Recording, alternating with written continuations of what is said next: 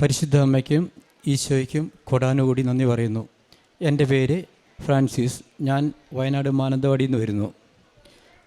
ഞാനിവിടെ ഉടമ്പടി എടുത്തത് 2019 ജൂൺ 26-നാണ്. പക്ഷേ അതിനു മുന്നേ 2019 ഏപ്രിൽ മാസത്തിൽ ഞാനിവിടെ വന്ന് ഉടമ്പടി എടുക്കാൻ വേണ്ടിയിട്ട്. അന്ന് എല്ലാ ദിവസവും ഉടമ്പടി ഇല്ലാത്തതുകൊണ്ട് അന്ന് ഉടമ്പടി എടുക്കാൻ സാധിച്ചില്ല. ഞാൻ തിരിച്ചു പോയി. എൻ്റെ നിയോഗമായിരുന്നു, ഞാനൊരു സ്പെയർ പാർട്സ് കട നടത്തിക്കൊണ്ടിരിക്കുകയായിരുന്നു. കച്ചവടമെല്ലാം കുറഞ്ഞപ്പോൾ ഞാനത് നിർത്തി. അപ്പോൾ ഒരുപാട് സാധനങ്ങൾ ബാക്കി വന്നു. അത് ഒരു വർഷമായിട്ട് വിറ്റുപോകാൻ സാധിച്ചില്ല. അങ്ങനെ അതിൻ്റെ നിയോഗമായിട്ടാണ് ഞാൻ ഏപ്രിൽ മാസത്തിൽ വന്നത്. ഞാനിവിടെ വന്ന് തിരിച്ച് ഞാൻ വീട്ടിലെത്തി.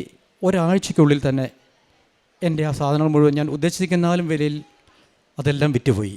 ഈശോയ്ക്കും പരിശുദ്ധ അമ്മയ്ക്കും ഞാൻ നന്ദി പറയുന്നു.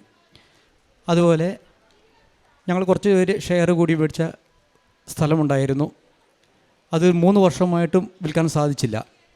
വിൽക്കാൻ സാധിക്കാത്തതിൻ്റെ കാരണം അതിൻ്റെ ഒരതിർത്തി ഒരു RC പള്ളിയുടെ സെമിത്തേരി ആയിരുന്നു. സെമിത്തേരി കാരണം വരുന്നവരാരും അത് വാങ്ങുന്നില്ലായിരുന്നു. അച്ഛൻ്റെ യൂട്യൂബ് ആരാധനയിൽ കൂടിക്കൊണ്ടിരിക്കുമ്പോൾ അച്ഛൻ പറഞ്ഞായിരുന്നു, ഫെബ്രുവരി 25, 26, 27 ദിവസങ്ങളിൽ വിൽക്കാൻ പറ്റാത്ത സ്ഥലങ്ങളിൽ പോയി പ്രാർത്ഥിക്കാൻ. അതുപ്രകാരം പോയി നേർച്ച വസ്തുക്കളായ ഉടമ്പടി തൈലവും ഉപ്പും കാശിരവും എല്ലാം എടുത്ത് ഞങ്ങൾ പോയി പ്രാർത്ഥിക്കുകയും 4 സ്ഥലങ്ങളിലും ഉപ്പിട്ട് പ്രാർത്ഥിക്കുകയും ചെയ്ത് തിരിച്ച് വീട്ടിലെത്തി. അരമണിക്കൂറിനുള്ളിൽ തന്നെ ആ സ്ഥലം വിൽക്കാൻ സാധിച്ചു. ഈശോയ്ക്കും പരിശുദ്ധ അമ്മയ്ക്കും നന്ദി പറയുന്നു. അതുപോലെ 30 വർഷത്തിലേറെയായി എനിക്ക് നടുവേദനയായിരുന്നു. അത്യാവശ്യ കാര്യങ്ങൾ മാത്രം ഇങ്ങനെ ചെയ്തു പോകുമായിരുന്നു. 2021 പൂർണ്ണമായിട്ട് ഞാൻ കിടപ്പിലായി, ഡിസ്ക് പ്രൊലാപ്സ് കാരണം. അങ്ങനെ കോഴിക്കോട് ഹോസ്പിറ്റലിൽ പോയി, ഒരു പ്രഗത്ഭമായ ഹോസ്പിറ്റലിൽ പോയി. അവിടെ ചെന്നപ്പോൾ അവർ പറഞ്ഞു ഓപ്പറേഷൻ ചെയ്യണമെന്ന്. ഓപ്പറേഷൻ ചെയ്യാൻ ഞങ്ങൾക്ക് ബുദ്ധിമുട്ടുള്ളതുകൊണ്ട് ഞങ്ങൾ തിരിച്ചു പോന്നു. പരിശുദ്ധ അമ്മയോട് നിരന്തരമായി പ്രാർത്ഥിക്കുന്നുണ്ടായിരുന്നു ഓപ്പറേഷൻ ഇല്ലാണ്ട് എൻ്റെ അസുഖം മാറണമെന്ന്. അങ്ങനെ വീണ്ടും 1 മാസം കഴിഞ്ഞപ്പോഴും എനിക്ക് ഒട്ടും നടക്കാൻ പറ്റാണ്ട്, തീരെ നടക്കാൻ പറ്റാണ്ട്, വണ്ടിയിൽ കയറാൻ പോലും എനിക്ക് പറ്റില്ല. അങ്ങനെ എടുത്തു കയറ്റിയാണ് എന്നെ കൊണ്ടുപോയത്. അവിടെ ചെന്നപ്പോഴും വേറെ ഹോസ്പിറ്റലിലേക്കാണ് പോയത്. അവിടെ ചെന്നപ്പോഴും അവർ പറഞ്ഞു ഇത് നിസ്സാരമായ കാര്യമല്ല, ഇത് സർജറി ചെയ്യാണ്ട് പറ്റില്ല എന്ന് പറഞ്ഞു. അതും കീ ഹോളൊന്നും പറ്റില്ല, ഓപ്പൺ സർജറി തന്നെ ചെയ്യണമെന്ന് പറഞ്ഞു. പക്ഷേ ഞങ്ങളുടെ പ്രാർത്ഥന കാരണം അവരതിനെ ഡേറ്റെല്ലാം തന്നു വിട്ടു. പക്ഷേ വീട്ടിൽ നിന്ന് വീണ്ടും ഓപ്പറേഷൻ ഞങ്ങൾ വിധേയമല്ലാത്തതുകൊണ്ട് ഒരു ഒപ്പീനിയനും എടുക്കാൻ വേണ്ടി ഞങ്ങളുടെ നാട്ടിൽ തന്നെ, വയനാട്ടിൽ തന്നെ ഒരു ഹോസ്പിറ്റലിൽ പോവുകയും അവിടുന്ന് ഡോക്ടർ പറഞ്ഞു ഓപ്പറേഷൻ ചെയ്യേണ്ട, 1 ആഴ്ച അവിടെ കിടക്കുക. അവിടുന്ന് ചെറിയ ചികിത്സകളൊക്കെ തന്നു.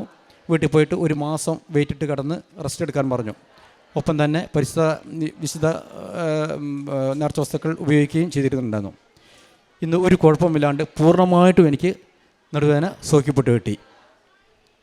പിന്നെ പ്രേക്ഷിത പ്രവർത്തനങ്ങൾ എല്ലാ മാസവും ഞാൻ പത്രം മേടിച്ച് വിതരണം ചെയ്തിട്ടുണ്ട്. ആദ്യമൊക്കെ ഞാൻ ബസ് സ്റ്റാൻഡിലും ബസ്സുകളിലൊക്കെ പോയി കൊടുക്കുമായിരുന്നു, ഓട്ടോറിക്ഷ സ്റ്റാൻഡിലൊക്കെ കൊടുക്കുമായിരുന്നു. ഇപ്പോൾ പരമാവധി വീടുകളിൽ പോയിട്ട് ഞാൻ പത്രവിതരണം ചെയ്യുന്നുണ്ട്. പിന്നെ രോഗികളെ പരമാവധി ഹോസ്പിറ്റലും വീടുകളിലൊക്കെ പോയി കാണുന്നുണ്ട്. കാരുണ്യ പ്രവർത്തികളായിട്ട് രോഗികൾക്ക് ചികിത്സാ സഹായം നൽകുന്നുണ്ട്. ഓർഫണേജിൽ പോയി ഭക്ഷണങ്ങൾ കൊടുക്കുന്നുണ്ട്. ആത്മീയ ജീവിതത്തിൽ എല്ലാ ദിവസവും ഞാൻ വിശുദ്ധ കുർബാനയ്ക്ക് പോകുന്നുണ്ട്. ഞാൻ മാത്രമല്ല, എൻ്റെ കുടുംബത്തിലെല്ലാവരും പോകുന്നുണ്ട്. പിന്നെ അരമണിക്കൂർ ബൈബിൾ വായിക്കുന്നുണ്ട്, ഉപവാസം എടുക്കുന്നുണ്ട്. ഈ ബൈബിൾ വായന എന്ന് പറഞ്ഞാൽ ഈ ഉടമ്പടി എടുക്കുന്നതിന് മുന്നേ സമ്പൂർണ്ണ ബൈബിള് ഒരു തവണയെങ്കിലും വായിക്കണമെന്ന് എനിക്ക് ആഗ്രഹമുണ്ടായിരുന്നു. പക്ഷേ ഇതുവരെ എനിക്ക് വായിക്കാൻ കഴിഞ്ഞില്ല. ഈ ഉടമ്പടി എടുത്തതിന് ശേഷം 4 തവണ ഞാൻ വായിച്ചു കഴിഞ്ഞു. അതുപോലെ ഉപവാസമാണെങ്കിലും എല്ലാ ദുഃഖവെള്ളിയാഴ്ചയെങ്കിലും ഞാൻ ഓർക്കും ഒരു ദിവസമെങ്കിലും ഉപവാസം എടുക്കണമെന്ന്. അതും നടക്കില്ല, ഉച്ചയാകുമ്പോഴത്തേക്കും നമ്മുടെ പിടുത്തം വിട്ടുപോയിരുന്നു. പക്ഷേ ഇപ്പോൾ എല്ലാ ആഴ്ചയും ഒരു ദിവസം ഫുള്ളായിട്ട് ഉപവാസം എടുക്കാനുള്ള കൃപ കിട്ടിയിട്ടുണ്ട്. നിയമാവർത്തന പുസ്തകം 7:6 മുതലുള്ള തിരുവചനങ്ങളിൽ നിങ്ങളുടെ ദൈവമായ കർത്താവിന് നിങ്ങൾ വിശുദ്ധ ജനമാണ്, ഭൂമുഖത്തുള്ള എല്ലാ ജനതകളിലും നിന്ന് തൻ്റെ സ്വന്തം ജനമാകേണ്ടതിന് അവിടുന്ന് നിങ്ങളെ തിരഞ്ഞെടുത്തിരിക്കുന്നു. ഉടമ്പടി ഒരു തിരഞ്ഞെടുപ്പാണ്. തിരഞ്ഞെടുത്തു കഴിഞ്ഞാൽ പിന്നീട് ഒത്തിരിയേറെ കൃപയോടെ ജീവിക്കുവാനായിട്ട് നമ്മെ ഒരുക്കുന്ന ഒരു പദ്ധതി. അങ്ങനെ ഉത്തരവാദിത്വപൂർണമായ ഉടമ്പടി ജീവിതം ദൈവത്തിങ്കിലേക്ക് കൂടുതൽ അടുപ്പിക്കുന്നു. ദൈവത്തിൻ്റെ സ്വന്തം ജനമായി അവിടുന്ന് തിരഞ്ഞെടുത്തിരിക്കുന്നു എന്നുള്ള ബോധ്യം ഓരോ വ്യക്തിക്കും കൂടുതലായി ലഭിക്കുന്നു. അതുതന്നെയല്ലേ ജീവിതത്തിൽ വരുന്ന മാറ്റങ്ങൾ. തൻ്റെ ഉപവാസവും അതുപോലെ പ്രാർത്ഥനയുമൊക്കെ ആദ്യം എങ്ങനെയായിരുന്നു, എന്നാൽ ഇന്നിപ്പോൾ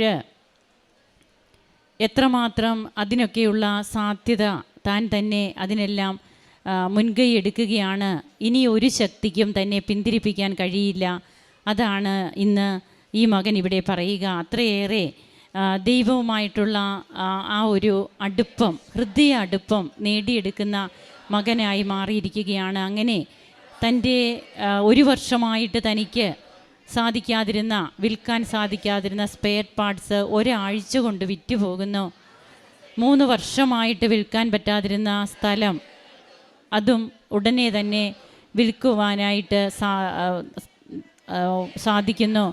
30 വർഷമായിട്ട് തനിക്കുണ്ടായിരുന്ന തൻ്റെ അസുഖം, അതും ഒരു പ്രോപ്പറായിട്ടുള്ള ഒരു ഡോക്ടറെ കാണുവാനും ഡോക്ടറുടെ നിർദ്ദേശം അനുസരിക്കുവാനും പിന്നീട് ഉടമ്പടി നേർച്ച വസ്തുക്കൾ മാത്രം ഉപയോഗിച്ച് മറ്റ് മെഡിസിൻ ഒന്നുമില്ല എന്നാണ് നാം കേട്ടത്. റെസ്റ്റ് എടുക്കാനാണ് പറഞ്ഞത്. അങ്ങനെ തനിക്ക് പരിപൂർണമായിട്ടുള്ള സൗഖ്യ അനുഭവം കിട്ടിയതൊക്കെയാണ് ഫ്രാൻസിസ് എന്ന മകൻ ഇവിടെ പങ്കുവയ്ക്കുക. മാനന്തവാടിയിൽ നിന്നൊക്കെ ഇവിടെ വന്ന് ഇത്രയും സമയമൊക്കെ ഇവിടെ നിന്ന് ഈ സാക്ഷ്യം ലോകസമക്ഷം പറയണമെങ്കിൽ അതൊരു നിലപാടെടുത്തിട്ടാണ്. അതായത് തനിക്ക് ദൈവം തന്ന കൃപ അത് ലോകത്തോട് വിളിച്ചു പറഞ്ഞിട്ടേ താൻ ഇന്ന് പോകൂ എന്നുള്ള ഒരു നിലപാട്. കർത്താവിനെ സ്നേഹിക്കുന്നവരുടെ ലക്ഷണമാണിത്. എത്രയോ പേര് സാക്ഷ്യം പറയാനായിട്ട് സമയമുണ്ടോ, ഇനി ഞങ്ങൾക്ക് പലതരത്തിലുള്ള പദ്ധതികളുമായിട്ട് ഇവിടെ വന്നിട്ട് അവരുടെ പ്രോഗ്രാമിന് എന്തെങ്കിലും കുറവ് വരാതെ സാക്ഷ്യം പറയാൻ പറ്റിയാൽ അത്രയും നന്ന് എന്നൊക്കെ ചിന്തിക്കുന്ന ആരെങ്കിലുമൊക്കെ ആണോ നാം എന്ന് നാം തന്നെയാണ് വിലയിരുത്തേണ്ടത്. കർത്താവിന് വേണ്ടിയിട്ട് നാം സമയമെടുക്കുമ്പോൾ നമ്മുടെ ജീവിതത്തിനും നമ്മുടെ കുടുംബത്തിനുമൊക്കെ ദൈവവും എത്രമാത്രം ശ്രദ്ധാലുവായിരിക്കും. നമ്മെ തിരഞ്ഞെടുത്ത ദൈവം സത്യവാനാണ്. അങ്ങനെ ഈശോയ്ക്ക് ഇന്ന് നന്ദി പറഞ്ഞുകൊണ്ട് ഈ മകൻ ആരാധന അർപ്പിക്കുകയാണ്. നമുക്കും കരങ്ങളടിച്ച് ഈശോയ്ക്കും അമ്മയ്ക്കും നന്ദി പറയാം. യേശുവേ നന്ദി, യേശുവേ സ്തുതി, യേശുവേ ആരാധന. അത്യപൂർവ ദൈവാനുഭവങ്ങൾ ഇനി നിങ്ങൾക്കും സ്വന്തം. ഈ യൂട്യൂബ് ചാനൽ ഇതുവരെ സബ്സ്ക്രൈബ് ചെയ്തിട്ടില്ലെങ്കിൽ ഇപ്പോൾ തന്നെ സബ്സ്ക്രൈബ് ചെയ്യുക. ഈ വീഡിയോ ഇപ്പോൾ തന്നെ നിങ്ങളുടെ സുഹൃത്തുക്കൾക്ക് ഷെയർ ചെയ്തുകൊണ്ട് കർത്താവിൻ്റെ പ്രേക്ഷിതരാകുക.